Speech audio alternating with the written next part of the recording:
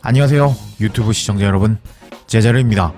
손흥민 선수의 토트넘의 모든 소식 전해드리려고 노력하는 제자르의 2025년 1월 18일 첫 번째 영상이 되겠습니다. 토트넘이 일단 이번 주중에 있었던 북런던 더비에서 아스날에게 패배를 한 상황입니다. 이런 상황에서 이번 주 일요일 저녁 11시에 토트넘과 에버턴의 경기가 있을 예정입니다. 경기가 시작되기 전에 양팀의 순위표를 살펴볼까요? 토트넘이 7승 3무 11패 43득 32실점을 기록하면서 14위에 랭크되어 있고, 에버턴 같은 경우는 3승 8무 9패 15득 26실점을 기록하면서 16위에 랭크되어 있는 팀인데, 토트넘이 지금 보면은 수비력이 더 좋지 않습니다. 정말 어이가 없는 상황이라고 할 수 있는데, 그래서 그럴까요? 경기가 시작되기 전에 도박사들의 배당을 살펴보면은 토트넘이 이길 확률이 2.45배당, 그리고 에버턴이 승리할 확률이 2.8배당이 나오면서 도박사들은 이 경기가 팽팽할 예정이다 라고 보고 있는 상황입니다.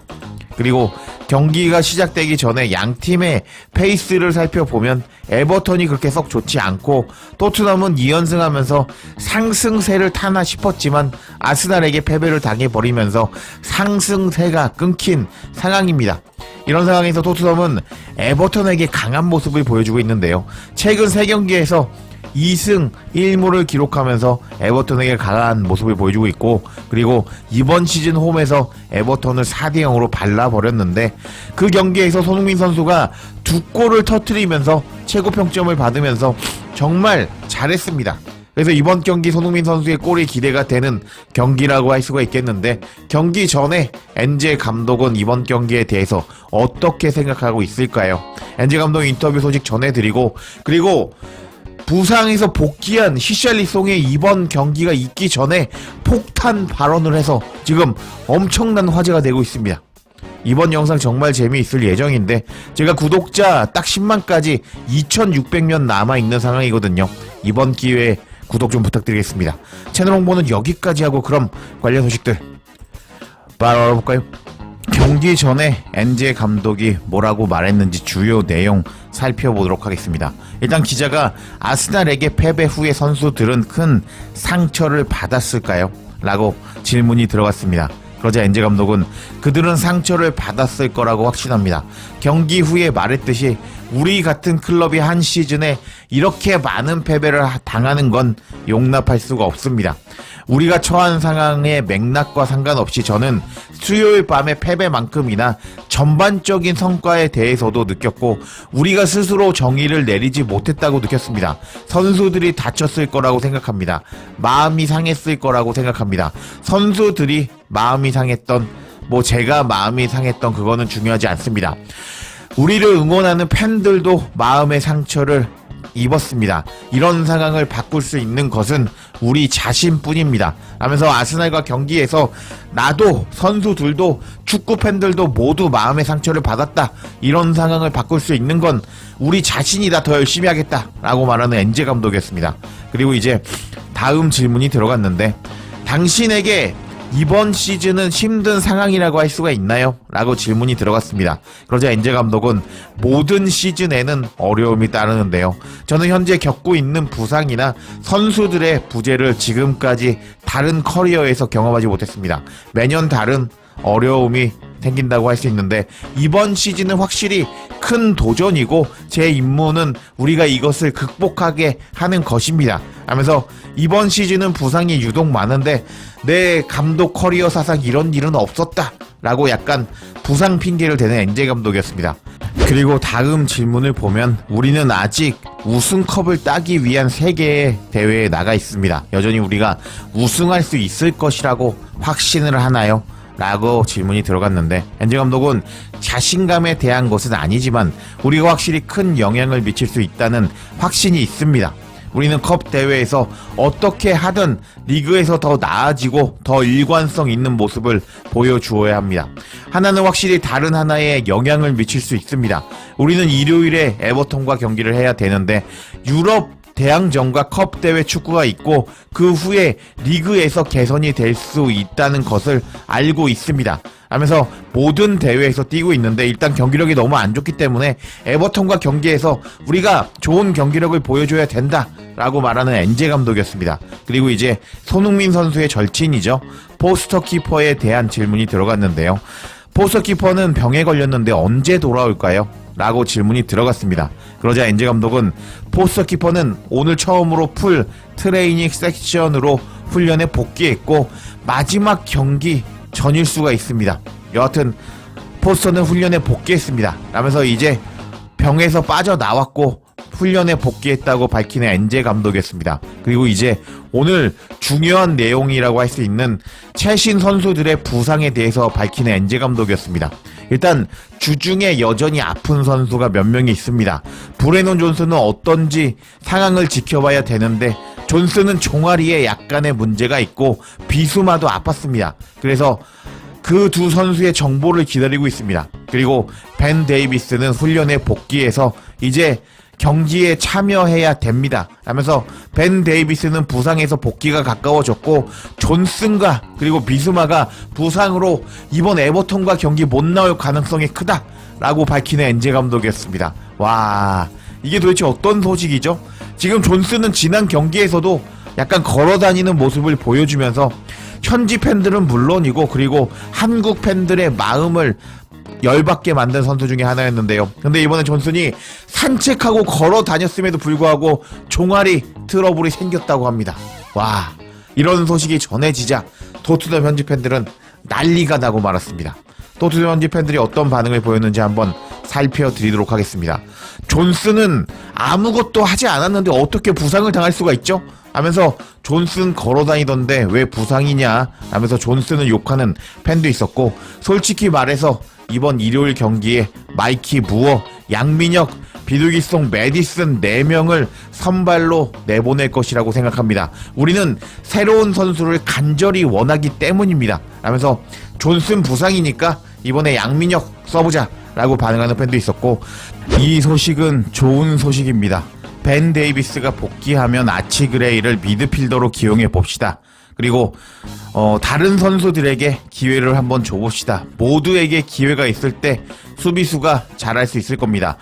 브레논 존슨은 계속해서 병을 당하고 좋지 않은 모습을 보여주고 있는데 존슨을 보는 건 참을 수가 없습니다. 그는 영혼이 없어 보였거든요. 하면서 존슨은 너무 못했는데 어이가 없이 또 부상을 당했다 라고 반응하는 팬도 있었고요.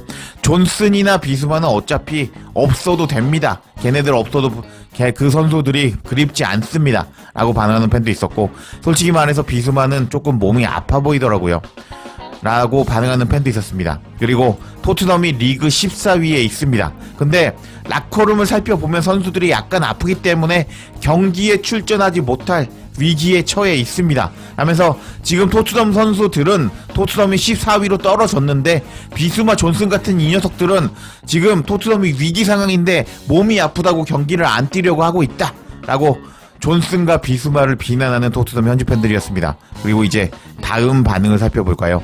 저는 두 사람 모두 시즌이 끝날 때까지 휴식을 줬으면 좋겠습니다. 존슨과 비수마는 완전 이적이 적합한지 확인해 봅시다 하면서 존슨 비수마 뭐냐, 너네들 꺼져 나가 라고 반응하는 팬도 있었고, 조금 더 긍정적인 면을 보자면 마이키 부어와 양민혁에게 좋은 기회가 될 것입니다.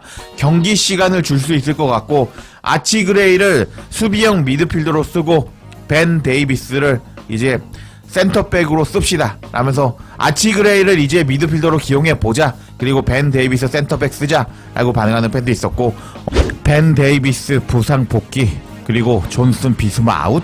이거 토트넘에게 좋은 소식 아닌가요? 라면서 존슨 부상 소식에 기뻐하는 팬도 있었고요. 와, 너무 창피한데요 라면서 자꾸 위기 상황에서 선수들이 필요한데 부상으로 누워버리자 창피하다 라고 반응하는 팬도 있었고요. 존슨 비수마의 부상은 토트넘의 이득입니다 라면서 지금 존슨의 부상 소식에 너무 좋아하면서 양민혁을 이참에 써보자 라고 반응하는 토트넘 현지 팬들이었습니다. 와, 존슨 이 녀석이 그동안 얼마나 못했으면 부상을 당하자 토트넘의 이득이라는 반응까지 나올 만큼 현지 팬들도 존슨에게 최근 악감정을 가지고 있었다고 할 수가 있겠는데요. 존슨이 이렇게 부상을 당했으니 정말 좋은 소식입니다. 왜냐고요? 우리 양민혁 선수에게 기회가 왔다고 할 수가 있겠는데, 지금 양민혁 선수가 양민혁 영어라고 검색해보면 아시겠지만 영어를 상당히 못합니다. 지금 1대1 과외 선생을 붙여줬다고 하는데 영어를 상당히 어색하게 하는 양민혁 선수이기 때문에 아마 의사소통에 문제가 있을 거라고 생각이 되는데요. 근데 이렇게 존슨이 부상으로 나가 떨어지면서 양민혁 선수에게 기회가 왔는데 양민혁 선수가 이번 기회에 기회를 잡았으면 좋겠습니다. 이런 상황에서 비둘기송이 토트넘의 현지 상황에 폭탄 발언을 해버리면서 엄청난 화제가 되고 있습니다. 관련 소식도 바로 알아볼까요? 비둘기송이 폭탄 발언을 했다는 소식은 풋볼 인사이더를 통해서 전해졌습니다. 풋볼 인사이더는 단독 보도를 때렸는데요. 비둘기송은 토트넘에 폭탄 발언을 했다라는 제목의 기사였습니다. 내용을 살펴보면 토트넘의 공격수 히샬리송은 친구들에게 토트넘을 그만두고 싶다고 말했다고 풋볼 인사이더의 소식통이 말했다. 27세의 히샬리송은 사우디 프로리그로의 엄청난 이적을 노리고 있다. 이 리그에서 오랫동안 이적 시장에 관심이 있는 히샬리송이었다 라면서 이 기사가 시작이 됩니다. 계속 내용을 살펴보면 아직 합의에 이르지 못했지만 히샬리송은 토트넘을 떠나기로 마음먹었다. 토트넘은 2022년 히샬리송과 계약하기 위해서 에버턴에게 6천만 파운드를 지불한 것으로 알려졌다. 브라질 국가대표 히샬리송은 토트넘 감독 엔제 감독 밑에서 2군 선수로서 지위에 염증을 느낀 것으로 보인다. 히샬리송은 이번 시즌 모든 대회를 통틀어서 8경기 출전해서 한 번만 선발로 출장했고 부상으로 인해서 토트넘에서의 활동이 줄었다. 히샬리송은 24-25 시즌에 1개의 골을 넣었고 1개의 도움을 기록했다.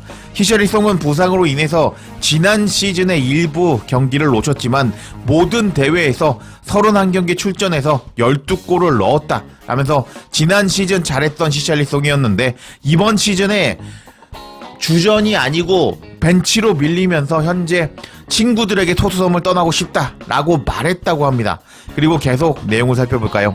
토트넘의 스타 히샬리송은 엄청난 돈을 받아서 사우디로 이적을 노리고 있다. 히샬리송은 2027년 6월까지 토트넘과 계약이 남아있는데 토트넘에서 활약하는 동안 아직 연장 계약을 체결하지 않았다. 히샬리송은 토트넘에서 뛰는 동안 주로 최전방 공격수와 그리고 왼쪽과 오른쪽 윙어로 활약한 적이 있다. 27세의 히샬리송은 브라질 국가대표로 48경기 출전해서 20골을 넣었지만 마지막으로 국가대표로 출전한 것은 2023년 10월이었다. 토트넘과 엔제 감독은 공격에 활용할 수 있는 베르너, 손흥민, 솔랑키, 존슨, 셉세비와 같은 선수들을 보유하고 있다 라면서 풋볼 인사이더는 비둘기송이 폭탄 발언을 했다. 친구들에게 토트넘 떠나고 싶다 라고 말했다고 소식을 전했다고 합니다. 와, 이 소식이 정말 엄청 충격적이라고 할 수가 있는데요. 왜냐고요? 1월 이적 시장이 열리자마자 스카이 스포츠는 다음과 같이 비둘기송의 이적 소식에 대해서 전한 적이 있었습니다. 브라질 복귀설이 돌았던 히샬리송은 1월 달에 토트넘을 떠나고 싶어 하지 않는다 라고 말했다는 소식이 스카이 스포츠를 통해서 전해졌는데 와, 상황이 급변하고 있죠. 1월 1일에는 비둘기송이 토트넘 안 떠난다 라는 소식이 공식력 높은 스카이 스포츠를 통해서 전해졌는데 지금 약 17일이 지났는데 풋볼 인사이더를 통해서 히샬리송이 친구에게 나 토트넘 떠날 거야 라고 말했다는 소식이 전해졌다고 합니다. 와, 이게 도대체 어떤 것을 의미할까요? 이런 것은 다양한 관점에서 해석할 수가 있는데 엔제 감독의 라커룸에서의 지배력이 떨어졌다는 것을 의미한다고 할 수가 있겠습니다. 일단 엔제 감독, 축구 감독이 라커룸에서 지배력이 떨어졌을 때 어떤 일이 일어나는지 제가 설명을 드려보도록 하겠습니다. 일단 선수들이 전술적 지시를 무시합니다. 선수들이 감독의 전술이나 전략에 대한 신뢰를 잃어버리기 때문에 감독의 라커룸에 대한 영향력이 떨어지면 선수들이 그것을 따르지 않습니다. 두 번째로 팀 내에서 불화가 증가합니다. 선수들 간의 갈등이 커지거나 감독과의 관계가 악화되기 때문에 팀의 분위기가 나빠집니다. 그리고 세 번째는 동기부여가 떨어지는데요.